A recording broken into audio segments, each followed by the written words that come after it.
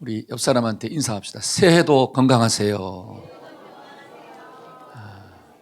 아멘. 자, 우리 2026년도 우리 교회 표어가 뭐죠? 자, 내 힘으로 살지 말고 주님의 힘으로 살자. 그렇죠?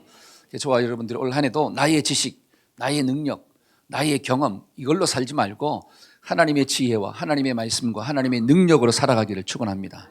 자, 그러려면 어떻게 된다고 배웠어요? 우리가 송구영신 예배 때 하나님의 힘으로 살려면 오직과 악망의 신앙을 회복하자. 오직, 대체 불가성. 하나님 자리에 그 어떤 것도 놓지 말자는 거예요. 하나님만 놓고 악망이 뭐예요? 악망. 기다린다. 그렇죠? 소망하면서 기다린다. 근데 소망이 되려면 하나님과 나를 어떻게 해야 된다? 묶어야 된다. 그렇죠? 나의 불신과 하나님의 믿음을 묶어버리고 나의 서운함과, 그렇죠? 우리가 살다 보면 서운함이 있잖아요. 그 서운함을 하나님의 감사와 묶어버리는 거야. 내 속에서 올라오는 그 미움을 하나님의 사랑과 어떻게 해요? 묶어버려. 그러면 저와 여러분들이 이 땅을 살아갈 때 서운함으로 사는 게 아니라, 오해로 사는 게 아니라, 불신으로 사는 게 아니라 감사로 살고 믿음으로 살고 사랑으로 살게 될 줄로 믿습니다. 그게 하나님의 능력이잖아요. 그런 하나님의 능력을 올 한 해도 체험합시다. 우리 옆 사람한테 하나님과 묶고 삽시다. 아멘. 하나님과 묶는다는 게 뭐냐면 하나님의 말씀과 내 생각을 묶어버린다는 거예요. 그래야지 저와 여러분들의 생각이 생명을 살리는 생각이 되는 거예요. 자, 오늘은 2026년도 첫 번째 주일 말씀으로 이 뼈들이 능히 살겠느냐. 자, 한번 따라해 봅시다. 이 뼈들이 능히 살겠느냐.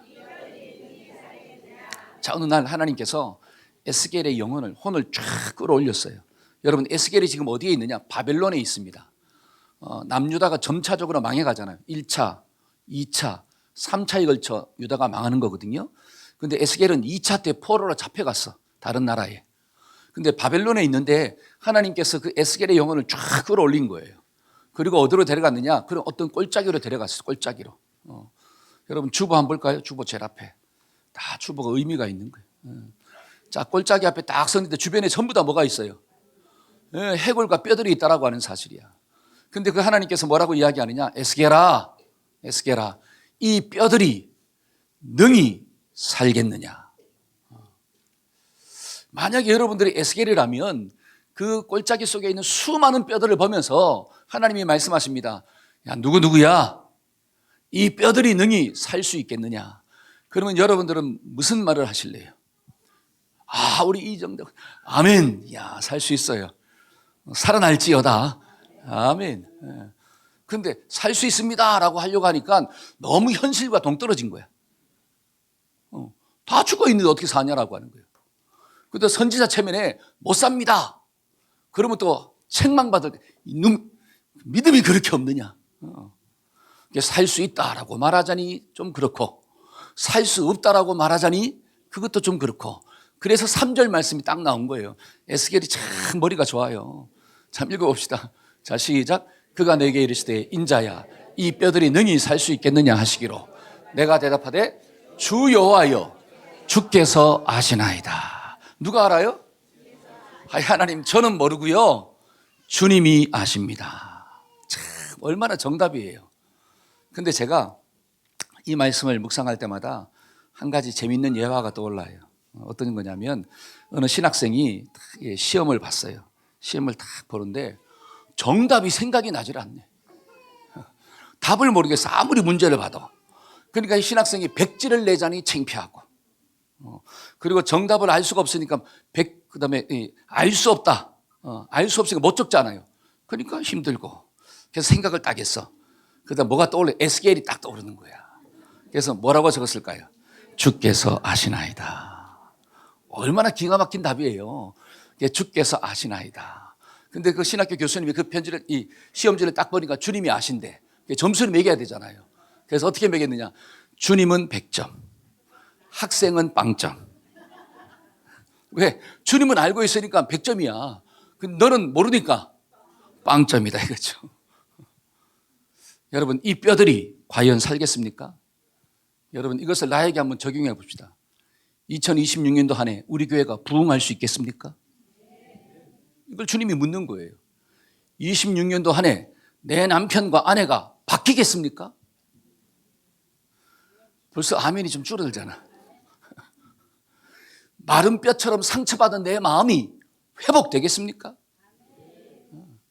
마른 뼈와 같은 내 자식들이 바뀌겠습니까?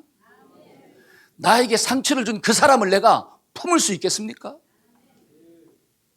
이걸 묻는 거예요, 실제적으로. 이 뼈들이 살 수 있겠느냐?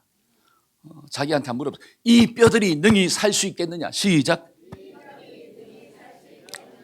이때 저와 여러분들이 무슨 대답을 할 것인가? 근데 하나님이 말씀을 한번 봅시다. 하나님은 무슨 말씀을 하고 있는가? 5절과 6절이에요. 주 여호와께서 시작. 주 여호와께서 이 뼈들에게 이같이 말씀하시기를 내가 생기를 너희에게 들어가게 하리니 너희가 살아나리라. 너희 위에 힘줄을 두고 살을 입히고 가죽을 덮고 너희 속에 생기를 넣으리니 너희가 살아나리라. 또 내가 여호와인 줄 너희가 알리라 하셨다 하라. 하나님의 말씀이 뭐예요? 이 뼈들이 능히 뭐한다? 산다라고 하는 거예요.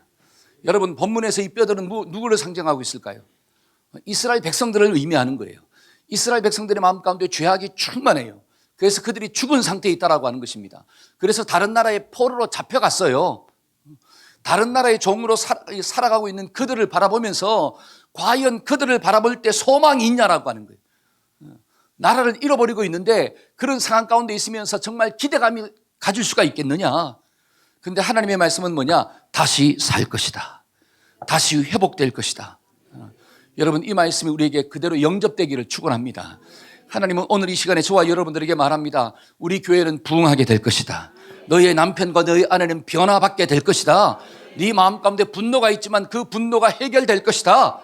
저와 여러분들이 이 말씀이 좀 믿어지세요. 그걸 믿고 살면 얼마나 우리가 살아가는 삶이 행복할까요? 그런데 하나님이 그렇게 말씀을 해도 글쎄요, 될까요? 될까요? 안 될까요? 옆 사람한테 될까요? 안 될까요? 근데 하나님의 말씀이 뭐라고요? 된다요, 된다. 한번 합시다. 하나님은 된다라고 말씀하십니다. 시작. 자, 하나님이 된다라고 하시면 되는 거예요. 근데 중요한 것은 그 하나님이 말씀이 내 것으로 영접되려면 어떻게 해야 되냐라고 하는 사실이에요. 정말로 마른 뼈들이 살아나려면 어떻게 해야 되느냐? 오늘 말씀을 통해서 그 비결을 좀 묵상하자라고 하는 거예요. 첫째는 우리가 세상의 눈으로 보지 말고 하나님의 눈으로 봐야 되는 거예요. 한번 따라서 하나님의 눈으로 바라봅시다. 시작. 그 뼈들의 상태가 어떠하다고 나옵니까? 이 뼈들은 죽었다는 거죠. 여러분, 뼈만 있다, 해골, 뼈가 있다라고 하는 것은 죽음을 의미하는 거예요. 사람이 죽으니까 살은 다 썩어지고 뼈만 남잖아요. 그러니까 뼈를 보았다라고 하는 것은 죽음의 상태를 이야기합니다. 죽은 상태.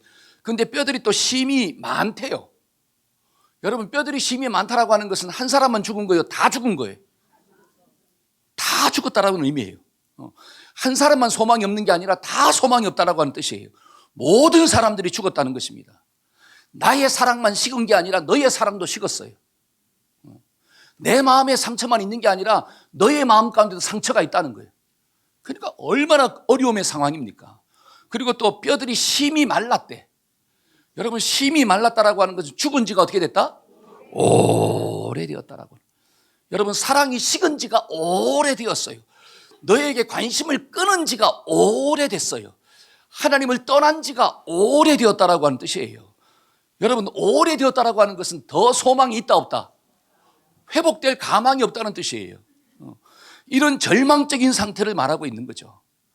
여러분, 이런 절망적인 상태에 있을 때 우리가 그 뼈들을 바라볼 때 누구의 시선으로 바라보는가는 너무너무 중요합니다. 하나님의 시선으로 그 뼈들을 바라보는지 아니면 내 인간적인 눈으로 그 뼈들을 바라볼 것인지를 결정하는 게 너무 소중해요. 저와 여러분들 인생을 살아가면서 하나님의 눈으로 좀 보기를 축원합니다.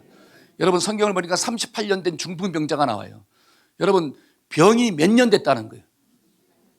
38년이야, 38년. 38년 동안 질병 때문에 고통당했습니다. 그러니까 그 여인의 마음 가운데는, 그 사람의 마음 가운데는 소망이 없다라고 하는 거예요. 나을 수 있는 기대감이 없는 거예요. 근데 그런 환자를 향해서, 그런 병자를 향해서 네가 낫고자 하느냐라고 물으시잖아요. 저와 여러분들의 마음 가운데 하나님의 말씀이 소망으로 좀 들려오기를 축원합니다. 아멘. 여러분, 마른 뼈와 같은 상황을 우리가 2026년도 하늘을 살아갈 때도 만날 수가 있어요. 그런 상황들을 만났을 때 어떤 눈으로 볼 것인가? 인간적인 눈으로 볼 것인가? 아니면 하나님의 눈으로 그것을 볼 것인가? 여러분, 눈은 뭘 의미하느냐? 시각을 의미합니다. 눈은 뭐예요? 다른 말로 가치관이에요. 내 생각의 다림줄이에요. 그러면 그 마른 뼈와 같은 상황을 만났을 때 어떤 생각을 가지고 해석하느냐예요. 이게 너무 중요한 거예요. 어떤 생각을 가지고 해석하느냐에 따라서 해석이 달라져 버리는 거예요. 육신의 눈을 가지고 해석하느냐, 영적인 눈을 가지고 해석하느냐. 내가 어떤 말을 들었어요. 그 말을 딱 들었을 때 영적인 눈으로 해석하느냐, 육적인 눈으로 해석하느냐에 따라서 달라져 버려요. 뭐가 달라질까요? 반응이 달라져 버려요. 반응이. 여러분, 반응이 달라지면 또 뭐가 달라질까요? 열매가 달라져요. 열매가 달라지면 뭐가 달라집니까? 인생이 달라지는 거예요. 그러니까 저와 여러분들의 인생이 달라지려면 뭐가 좀 바뀌자? 생각이 바뀌어야 돼. 한번 따라서 생각이 바뀌어야 합니다. 시작. 그 생각이 인간적인 생각 말고 하나님의 생각으로 좀 보자. 여러분, 에스겔은 인간적인 생각으로 봤어요. 그러니까 이 뼈들이 능히 살겠느냐? 도저히 살 수가 없어요. 아무리 생각해봐도 소망이 없어요. 그러니까 누구만이 안 돼? 나는 모르고 주님이 아십니다 라고 하는 거예요. 근데 주님은 하나님의 생각, 하나님의 생각으로 보니까 뼈들이 살아요, 죽어요? 살아요. 그러니까 무슨 말씀을 합니까? 이 뼈들은 능히 살 것이다. 저와 여러분들이 자녀를 바라볼 때에도 누구의 생각으로 바라보십니까? 하나님의 생각으로 보십니까? 인간적인 부모의 생각으로 보십니까? 그 생각에 따라 반응이 달라요. 말이 달라져요. 태도가 달라져요. 그러면 나중에 시간이 지나면 뭐도 달라진다? 열매가 달라지는 거예요. 여러분, 남편을 바라보고 아내를 바라볼 때 나의 생각으로 봅니까? 하나님의 생각으로 봅니까? 그 생각에 따라 말하는 게 달라져요. 반응이 달라져요. 반응이 달라지니까 시간이 흘러가면 열매도 달라지는 역사가 나타나요. 그래서 저와 여러분들이 제발 하나님의 시각이 있어지기를 축원합니다. 마른 뼈와 같은 상황들을 만날 때마다 하나님, 나의 눈을 좀 복되게 만들어 주세요. 인간의 눈이 아니라 하나님의 눈으로 좀 볼 수 있도록 하나님 도와주세요. 우리 부모님들은 자식을 바라볼 때도 하나님의 눈으로 좀 보게 하여 주옵소서. 그러면 축복의 말이 막 나가는 역사가 나타나잖아요.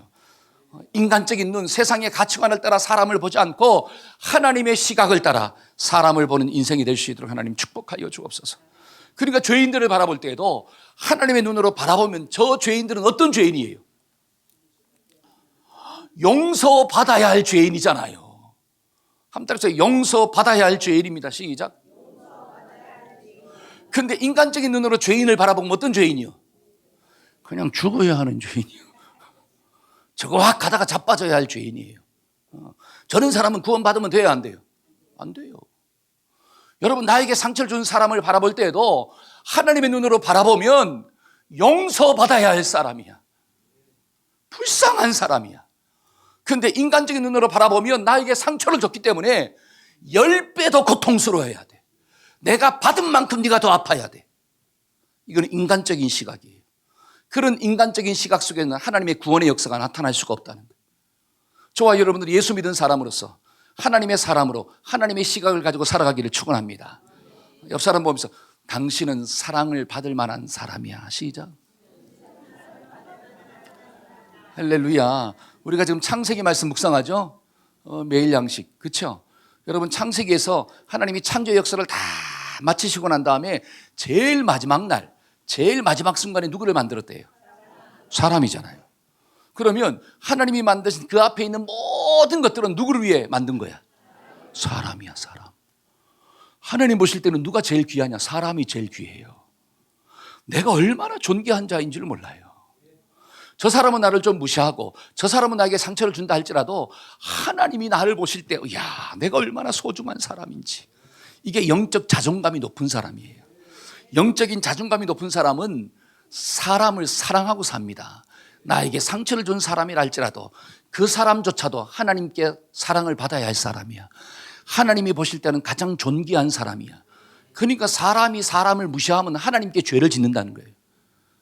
사람이 사람에게 상처를 주면 그것도 하나님께 상처를 준다는 거죠. 그러니까 눈에 보이는 사람도 사랑하지 않으면서 눈에 보이지 않는 하나님을 사랑한다고 말한다? 입술에 뭘 발라라? 그 거짓말이야. 하나님이 저 사람을 저렇게 사랑하는데 네가 하나님이 사랑하는 그 사람을 네가 미워하고 있어. 그러면 과연 네 속에 하나님 사랑하는 마음이 있느냐라고 하는 거예요. 없다라고 하는 거죠. 인간은 너무 존귀한 존재인 줄로 믿습니다. 그런 하나님의 시각으로 우리가 사람을 바라보고 올 한 해도 살아가기를 축원합니다. 두 번째로 이 뼈들이 살아나려면 어떻게 해야 될까요?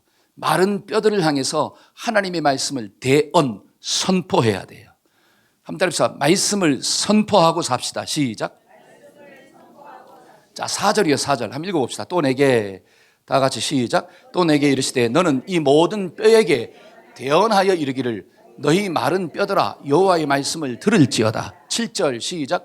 이에 내가 명령을 따라 대언하니 대언할 때에 소리가 나고 움직이며 이 뼈 저 뼈가 들어맞아 뼈들이 서로 연결되더라. 잘 보세요. 자, 에스겔이 하나님의 말씀을 들었어요. 너는 그 뼈들에게 대언해라. 하나님의 말씀을 들었잖아요. 근데 들었다고 해서 기적이 나타나지는 않아요. 저와 여러분들이 하나님의 말씀을 받았습니다. 하나님의 말씀을 뽑았어요. 그 말씀을 받고 뽑았다고 해서 우리의 삶 가운데 기적이 나타나지 않아요. 그럼 언제 기적이 나타나느냐? 그 하나님께로 들은 말씀을 마른 뼈들에게 뭐 할 때? 대언할 때 이 뼈 저 뼈가 붙었다 이렇게 나옵니다. 말씀을 받을 때 이 뼈 저 뼈가 붙은 게 아니라 하나님께 받은 그 말씀을 내가 믿음으로 선포했을 때 이 뼈와 저 뼈가 붙어가지고 하나님의 군대가 되는 역사가 나타나는 거예요. 여러분, 이 메시지가 뭘 우리에게 상징할까요? 하나님의 말씀을 받는 것도 너무너무 중요합니다. 왜냐? 하나님의 말씀을 받아야지 하나님의 말씀을 전하니까. 그러니까 전하려면 먼저 뭐가 돼야 되느냐? 말씀을 받아야 돼. 여러분, 예를 들어서 예수 믿지 않는 사람도 사탄의 말을 받아요. 사탄이 주는 생각을 받아요. 여러분, 부정적인 생각이 들어오잖아요. 미움의 생각이 들어오잖아요. 분노의 생각이 들어오잖아요. 오해의 생각이 들어오잖아요. 그래요, 안 그래요? 안 그런 것처럼 앉아있지만 누구 말을 들었어. 예를 들어 이 사람 말 듣고 저 사람 말 들었어요. 그러면 부정적인 생각이 내 속에 들어오잖아요. 저는 들어와요. 그게 내 속에 충만하니까 뭐가 나가느냐? 그 생각의 말이 입을 통해서 전달되는 거예요. 그렇죠? 부정적인 생각이 충만하니까 부정적인 언어가 나가는 거예요. 미움이 충만하니까 미워하는 말이 나가는 거예요. 내 속에 오해가 충만하니까 오해되어진 말들이 나가는 거예요. 그러니까 말하는 것도 중요하지만 듣는 것도 중요하다라고 하는 거예요.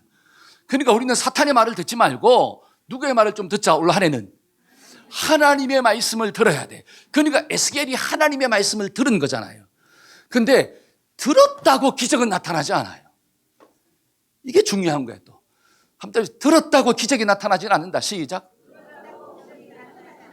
그러면 이 뼈 저 뼈가 붙어가지고 그 마른 뼈들이 살려면 들은 하나님의 말씀을 뼈들에게 선포해야 돼요. 다른 말로 믿음의 언어가 나가야 된다는 거예요. 불신의 언어, 원망의 언어, 오해하는 언어, 죽이는 언어가 나가는 게 아니라 살리는 언어, 믿음의 언어, 말씀의 언어, 치유의 언어, 이런 언어들이 말씀을 통해 이 마을을 통해서 나갈 때 그 뼈들이 사는 역사가 나타나요.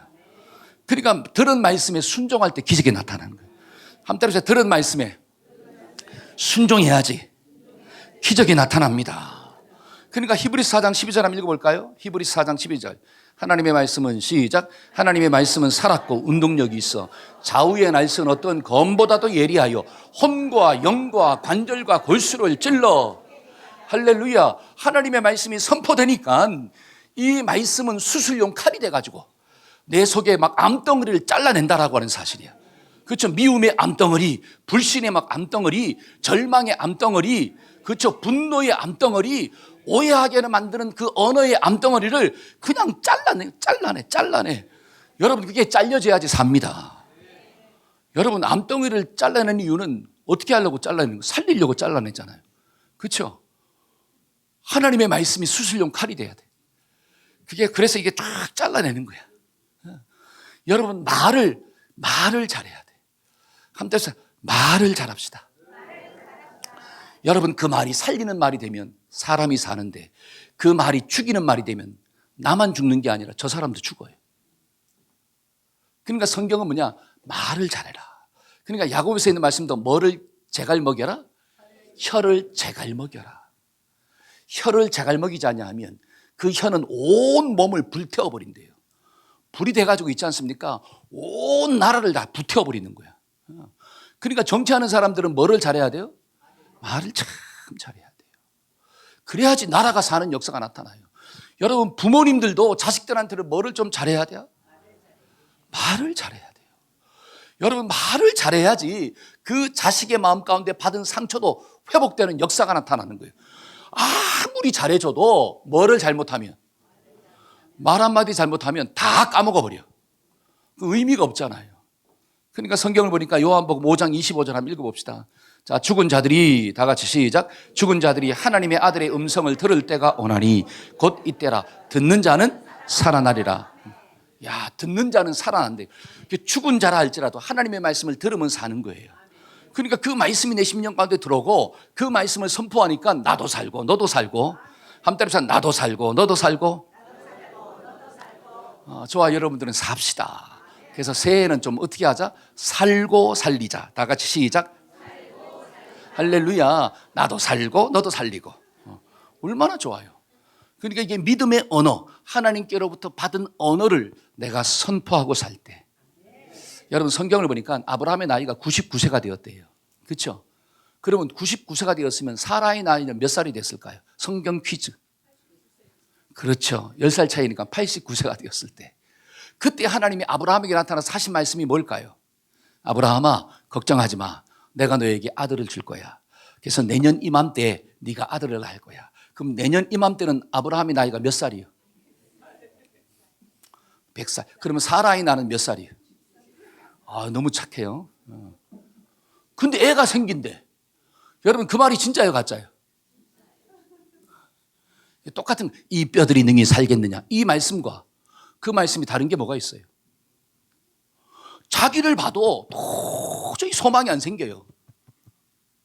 근데 아내를 보니까 더 소망이 안 생겨. 왜? 생리가 끊어졌대. 여러분 생리가 끊어진 여자가 어떻게 자식을 낳습니까? 불가능하잖아요. 만약에 생리가 끊어진 여자가 자식을 낳는다, 그러면 이 중에도 놓을 사람들이 몇 명 있을 거예요. 그렇죠? 근데 그런 일은 절대로 일어나질 않아요. 의학적으로, 과학적으로. 그러니까 100%의 절망이잖아요. 그때 하나님께서 말씀하실 때 잘 보세요. 창세기 17장 한번 봅시다. 1절과 4절. 아브라함이 시작. 아브라함이 99세가 때 여호와께서 아브라함에게 나타나서 그에게 이르시되 나는 전능한 하나님이라. 너는 내 앞에서 행하여 완전하라. 내가 내 언약을 나와 너 사이에 두어 너를 크게 번성하게 하리니. 아브라함이 엎드렸더니 하나님이 또 그에게 말씀하여 이르시되 보라, 내 언약이 너와 함께 있으니 너는 여러 민족의 아버지가 될 것이다. 지금 99세가 된 아브라함에게 하나님이 나타나서 뭐라고 하느냐? 너는 여러 민족의 뭐가 된다? 잘 보세요. 자, 하나님 속에 있는 말씀. 하나님 속에 뭐가 있어? 말씀이 있잖아요. 그 말씀을 하나님이 그냥 입에 담고만 있을까요? 하나님도 그 속에 있는 말씀을 선포했어요. 누구한테? 그 마른 뼈. 그 마른 뼈가 누구예요? 아브라함이잖아요. 왜? 아브라함의 몸이 말라버렸어. 사라의 몸도 말랐어요. 죽은 뼈와 같다라고 하는 거예요. 근데 그 뼈들을 향해서 말씀을 전했어요. 너는 크게 번성하게 될 거야. 너는 반드시 잘 될 거야. 너는 열국의 아비가 될 거야. 말씀을 선포했더니 그대로 되는 역사가 나타나요. 하나님조차도, 잘 보세요. 하나님조차도 내 속에 있는 말씀을 입에만 두는 게 아니라 말씀하여 가라사대. 이거 말씀을 선포했다는 거예요. 자, 그 말씀을 들은 아브라함이 어떻게 반응하고 있는가? 그게 로마서 4장이에요. 19절과 21절 한번 읽어봅시다. 그가, 자 시작. 그가 100세나 되어 자기 몸이 죽은 것 같고 사라의 태가 죽은 것 같음을 알고도 믿음이 약하여지지 아니하고 믿음이 없어 하나님의 약속을 의심하지 않고 믿음으로 견고하여져서 하나님께 영광을 돌리며 약속하신 것을 또한 능히 이루실 줄을, 이게 아브라함의 반응이에요. 그 말씀을 마음에 탁 받은 거야. 그러니까 그 말씀을 받고 사라한테 말했을 거예요. 야, 하나님이 나에게 말씀하셨는데, 야, 너가 아들을 낳는데 내년 이맘때에 하나님이 자식을 준대. 할렐루야. 그 말을 하니까 사라가 어떻게 했더라? 코웃음 쳤더라. 그렇잖아요. 여러분, 이 말씀을 보면서 우리가 뭘 좀 깨달아야 되느냐? 그래, 하나님의 말씀을 들었으면 그걸 좀 뭐로 영접해야지? 믿음으로 영접해야지. 한번 믿음으로 영접하자. 시작.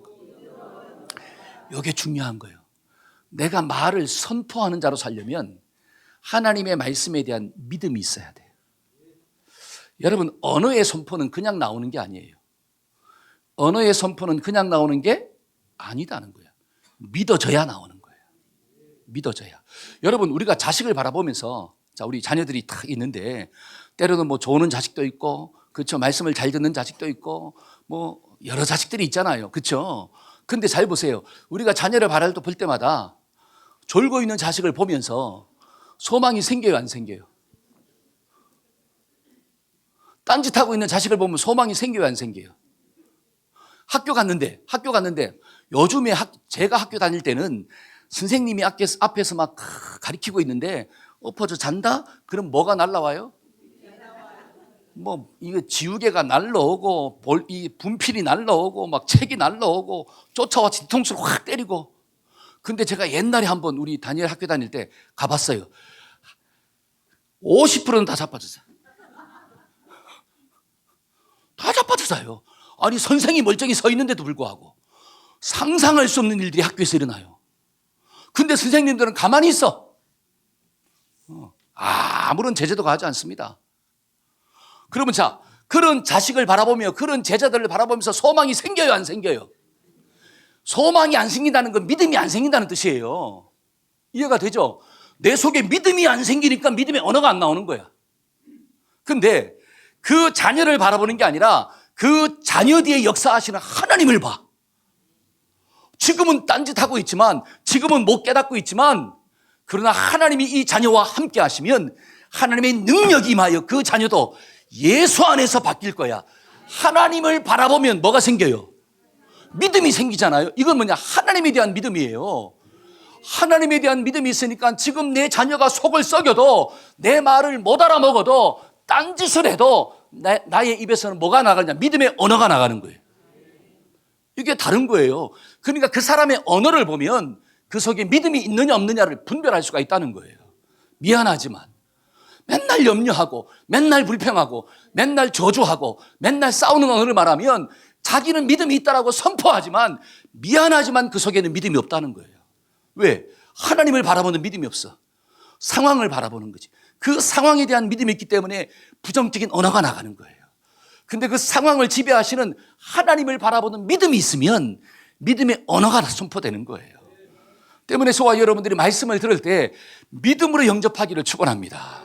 그러니까 기도해야 돼요. 하나님, 오늘 이 말씀이 내 속에 믿음으로 다가올 수 있도록, 상황을 보는 게 아니라, 마른 뼈들을 보는 게 아니라 하나님을 바라볼 수 있도록 하나님 도와주세요. 그래서 이게 믿음으로 영접돼야지 믿음의 언어가 선포되는 거예요. 믿음의 언어가 선포되니까 죽은 뼈들이 막 붙어버린 역사가 나타나는 거예요. 한때 순종할 때 기적이 일어납니다. 할렐루야. 근데 믿음으로 받아들이고 믿음의 언어는 누가 먼저 해야 돼? 근데 꼭 거기서 문제가 생겨요. 그거는 누가 먼저 해야 돼? 네가 먼저 해라. 그거는 꼭 네가 먼저 하래. 그게 누구의 공격이에요? 사탄의 공격입니다. 여러분, 공부는 누가 잘했으면 좋겠어요? 돈은 누가 벌었으면 좋겠어요?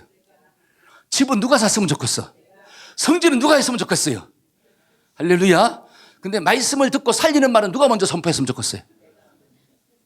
그때는 네가야. 다른 모든 것들은 내가인데. 얼마나 참 욕심이에요.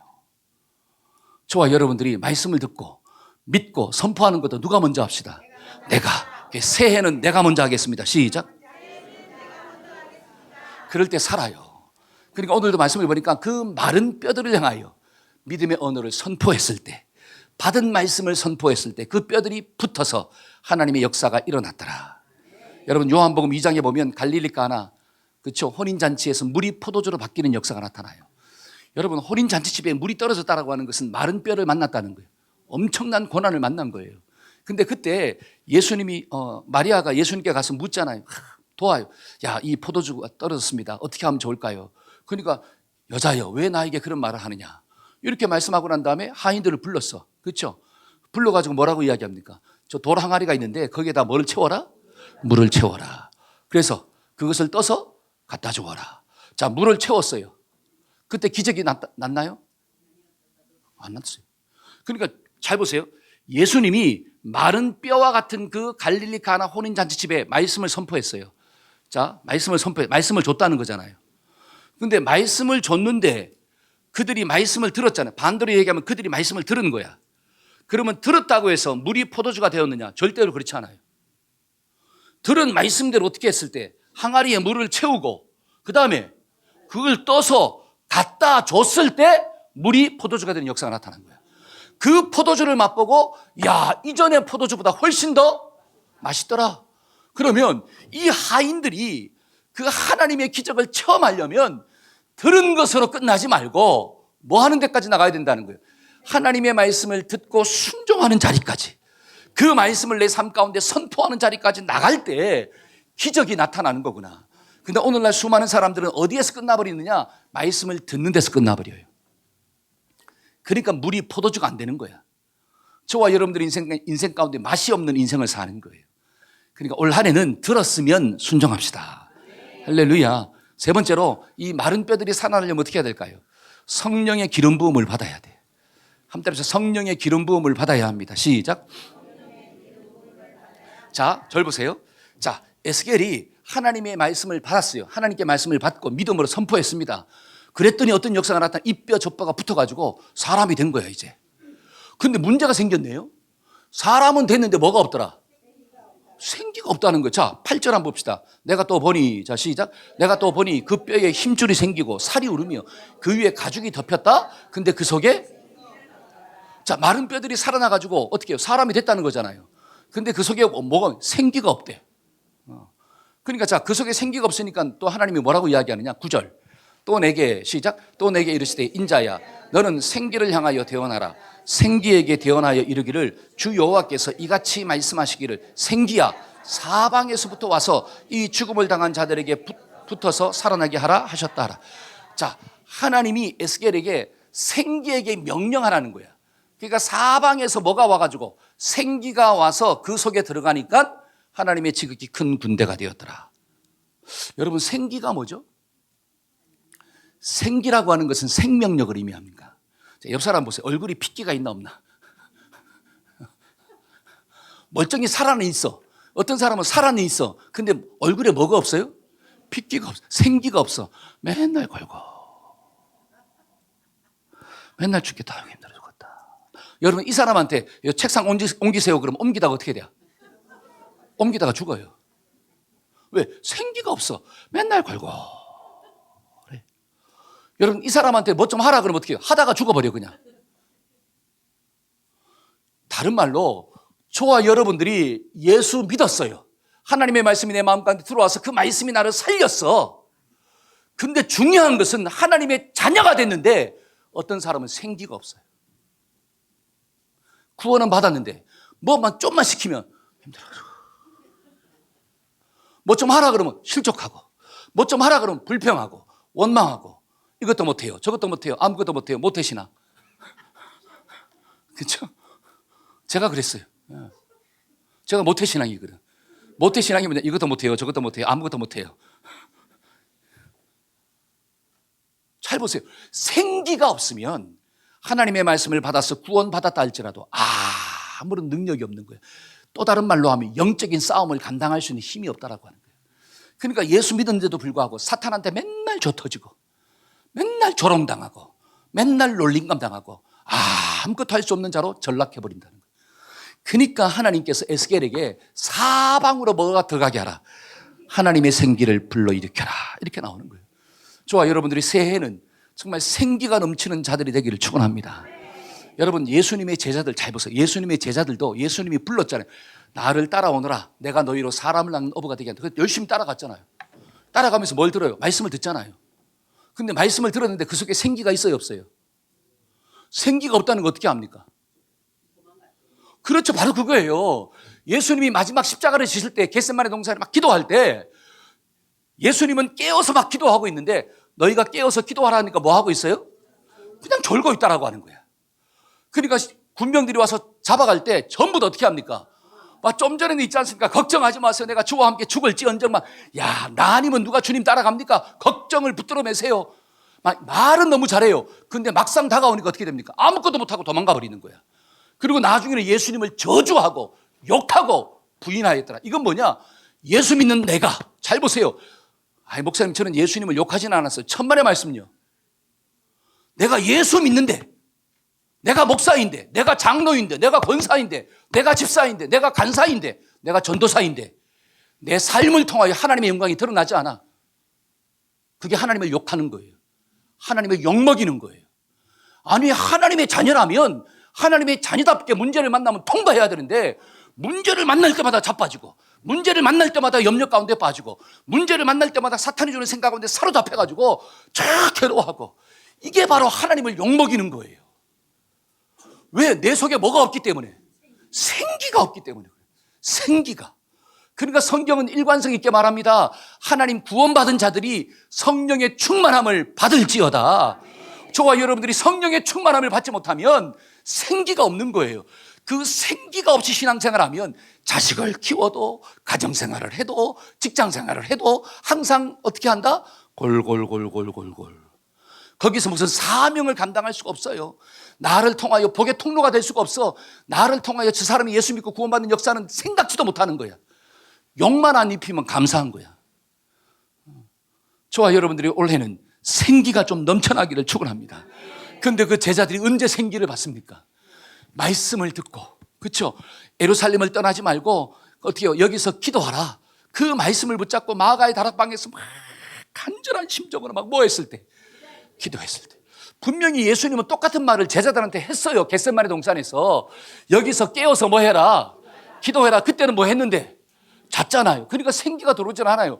근데 부활 승천하고 난 다음에 그 제자들이 예수님의 말씀을 받고 마가의 다락방에서 막 기도했을 때 성령이 그들에게 임하였더라. 아멘. 생기가 들어가니까 그 다음에 어떻게 바뀝니까? 두려워서 막 숨었는데 밖에 나가서 복음을 증거하는 자로 살잖아요. 옛날에는 한마디만 들으면 막 무서워 떨었어요. 한마디만 들으면 오해했어요. 저 사람이 미웠습니다. 그런데 어떤 말을 들어도 두려워하지 않는 거예요. 어떤 말이 들려와도 오해하지 않는 거예요. 왜? 나는 살리는 자로 살아야 되니까. 할렐루야. 그게 생기가 충만한 거예요. 그러니까 어떤 말을 듣는다 할지라도 나는 넘어지지 않아. 그리고 가서 막 말씀을 전하고, 내가 하나님의 말씀을 듣는 게 옳은지 너의 말을 듣는 게 옳은지 한번 판단해봐라. 나는 보고 들은 것을 말하지 않을 수 없다. 그러니까 예수님의 제자들은 다 순교했어요. 예수님의 제자들은 전부 다 복음을 위하여 순교했습니다. 옛날에는 전부 다 뭐 했는데? 도망가기 바빴는데 생기가 들어오고 난 다음에 전부 다 주와 복음을 위해서 자신의 인생을 드렸다라고 하는 거예요. 이게 생기예요. 우리가 인생을 살 때도 생기가 좀 있어야 돼. 여러분, 세상도 있잖아요. 돈이 들어가면 생기가 있다 그러잖아요. 그러니까 돈을 많이 가진 사람들이 생기가 있어요, 없어요? 그 생기는 좀 교만한 생기잖아요. 그렇죠? 높은 자리에 올라가면 생기가 있죠. 여러분, 높은 자리에 올라간 사람이 맨날 비실비실하고 다닙니까? 생기가 있잖아요. 근데 그런 생기는 교만한 생기야. 자기가 잘난 거야. 근데 성령의 생기가 들어오면 겸손함이에요. 사람을 살려요. 회복하는 역사가 나타납니다. 우리가 이왕 어떤 생기를 받아야 되냐? 세상의 생기를 받지 말고 하나님의 생기를 받아 삽시다. 여러분, 예수 믿지 않는 사람도 생명력이 뛰어난 사람이 있어요. 사탄의 영이 충만하니까 막 열정적으로 공부하고 열정적으로 일하고 그 세상에서 막 높은 자리에 막 올라가잖아요. 여러분, 생기가 있는 사람이 올라가는 거예요. 빌빌거리는 사람은 절대로 올라갈 수가 없어요. 근데 저와 여러분들은 하나님의 생기를 좀 받아야 되잖아요. 할렐루야. 하나님의 생기를 받으면 내가 어떤 삶의 자리에 있다 할지라도, 내가 청소부로 산다 할지라도, 내가 대통령이 되었다 할지라도, 내가 그냥 회사의 직원으로 산다 할지라도, 아니면 사장으로 산다 할지라도 자리와 상관이 없이 그 속에서 영향력을 끼치는 하나님의 일꾼으로 살게 될 줄로 믿습니다. 그게 하나님의 생기예요. 이 생기를 받아야 살아요. 그러니까 성경은 뭐라고 하느냐? 하나님의 생기를 받을지어다. 우리가 이 새해 좀 무슨 생기를 받자? 하나님의 생기. 여러분, 성경을 보니까 지혜로운 다섯처녀와 미련한 다섯처녀가 나옵니다. 지혜로운 다섯처녀는 무엇과 무엇이 준비됐어요? 등과 기름이. 등은 상징하는 게 뭘까요? 주의 말씀은 내 발의 등이요 내 길의 빛이니다. 등이 있다라고 하는 것은 말씀이 있다는 거예요. 그러면 기름은 뭘 상징할까? 기름은 성령을 상징하는 거예요. 자, 미련한 다섯처녀는 말씀은 들었어. 근데 뭐가 없어? 성령이 없어. 그러니까 그 말씀을 들었지만 그 말씀이 나를 바꿀 수 없어요. 성령이 역사하지 못하니까 생기가 없어. 그 말씀이 나를 지배하지 못해. 근데 지혜로운 처녀는 말씀도 있고 뭐도 있어. 성령이 있어. 그러니까 말씀을 들으면 그 말씀이 나를 살려버려. 그 말씀이 내 속에 있는 부정적인 걸 잘라버려. 하나님의 검이 돼가지고 어떻게 수술용 도구 칼이 돼버린다라고. 그러니까 말씀을 가진 자는 감당할 수가 없다는 거예요. 여러분들은 등만 있습니까? 아니면 등과 기름이 있습니까? 이게 중요한 거예요. 여러분 등만 있으면 절대로 세상과 싸워 이길 수 없습니다. 지식적인 그리스도이면 알기는 기똥차게 알아. 그 능력은 없어요. 경건의 모양은 있으나 경건의 뭐는 없더라? 능력은 없다는 거예요. 저와 여러분들은 모양도 있어야 되고 뭐도 있어야 돼? 능력도 있어야 돼. 그러려면 기도합시다. 그래서 내일부터 뭐가 시작돼요? 여러분 새해 특세가 되잖아요. 아유, 작년에 왔던 특세 오늘도 또 왔네. 그렇게 생각하지 마시고 우리가 좀 깨어서 하나님 앞에 기도하면 하나님의 생기를 내게 부어주셔서 하나님 내 입을 좀 절제하게 하여 주옵시고 내 생각을 좀 절제하게 하여 주옵시고 하나님의 생각으로 살아갈 수 있도록 하나님 도와주세요. 말씀을 들을 때마다 그 말씀이 누구의 말씀으로? 나의 말씀으로 영접될 수 있도록 하나님 축복해달라고 기도할 때 하나님이 역사하실 줄로 믿습니다. 결론적으로 말씀과 성령을 소유한 사람, 말씀과 성령, 생기를 소유한 사람은 하나님의 군대가 돼요. 그게 10절이잖아요. 10절 한번 읽어봅시다. 시작. 이에 내가 그 명령대로 태어나였더니 그 생기가 그들에게 들어가며 그들이 곧 살아나서 일어나 서는데 극히 큰 할렐루야 극히 큰 뭐가 되었더라? 군대가 되었더라. 여러분 군대는 하나님을 위한 군대예요. 여러분 군인은 자기를 위해 싸우는 게 아니에요. 나를 부르신 자를 위하여 싸우는 거지. 저와 여러분들은 누구의 군대입니까? 하나님의 군대. 올 한 해도 하나님의 군대로 삽시다. 그래서 갈라디아서 2장 20절 읽고 마치겠습니다. 자, 2장 20절. 자, 시작. 내가 그리스도와 함께 십자가에 못 박혔나니 그런즉 이제는 내가 산 것이 아니요 오직 내 안에 그리스도께서 사신 것이라. 이제 내가 사는 것은 나를 위하여 자기 몸을 버리신 하나님의 아들을 믿는 믿음 안에서 사는 것이라. 이제 내가 사는 것은 날 위해 사는 게 아니라 주님을 위해 사는 거구나. 이게 하나님의 군대예요. 그러려면 두 가지를 가져야 돼. 하나님의 말씀과 생기, 성령을 가져야 돼요. 올 한 해 꼭 이것을 소유합시다. 그래서 이 뼈들이 능히 살겠느냐 말씀하실 때 주님 살 수 있습니다. 주님 나도 살 수 있습니다. 주님 이 사람도 살 수 있습니다. 내 속에 하나님의 말씀이 생기가 되어서 능력 있는 자로 살아갈 수 있도록 하나님 축복해 달라고 그렇게 기도하는 우리 모두가 되기를 축원합니다. 다 같이 일어나서 찬양합시다. 십자가 군병들아 1절과 3절이에요. 우리 가사를 묵상하면서 한번 찬양합시다. 십자가 군병들아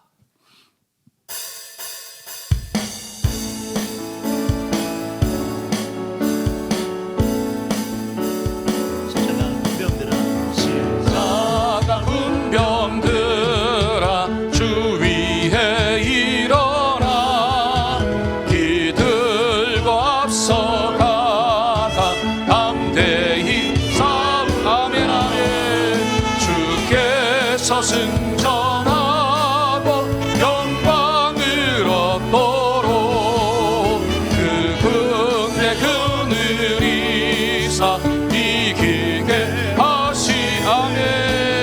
십자가 군병들아 주 위에 일어나 내 힘이 부족하니 주 권능 믿으 아멘. 금의 갑주 입고 늘 기도하면서 너 받은 자리에서 충성을 다하라. 우리 가슴에 손을 얹고 한번 기도 받읍시다. 하나님 이 뼈들이 능히 살겠느냐. 하나님 이 말씀을 들을 때 상황을 보지 않게 하시고 이 말씀을 주신 하나님을 볼 수 있도록 인도하여 주옵소서. 우리가 올 한 해 살다가 정말 세상의 눈으로 인간의 눈으로 나의 생각으로 상황들을 해석하지 않도록 도와주옵시고 하나님의 말씀으로 상황을 해석해서 하나님의 기적을 체험하는 주인공들 다 되게 하여 주옵소서. 우리가 나의 군사로 사는 것이 아니라 하나님의 군사로 살기를 소망합니다. 하나님의 군사로 살 때 하나님이 필요한 모든 것들을 채워주십니다. 왜냐하면 하나님이 나의 왕이 되시기 때문입니다. 하나님 이 말씀을 믿고 올 한 해도 믿음의 선한 싸움을 싸우게 하여 주옵시고 우리의 가정이, 우리의 교회가, 우리의 민족이 하나님 앞에서 풍성함을 맛보고 살아가는 복된 거룩한 장소가 될 수 있도록 도와 주시옵소서. 하나님, 병든 자들이 있습니까? 주님, 오늘 이 시간 안수하여 주옵소서. 하나님, 몸속에 있는 더러운 암병들이 떠나가게 하여 주옵시고, 모든 연약함들이 치료될 수 있도록 하나님 도와주셔서 하나님의 살아계심이 선포될 수 있도록 하나님 역사하여 주시옵소서. 지금은 우리 주 예수 그리스도의 무한하신 은혜와 하나님 아버지의 극진하신 사랑과 성령님의 교통하심의 역사가 하나님의 군대로 살고자 결단하는 우리 자녀들과 성도들의 삶 가운데 지금부터 영원토록 함께 하시기를 간절히 축원하옵나이다. 아멘. 아멘.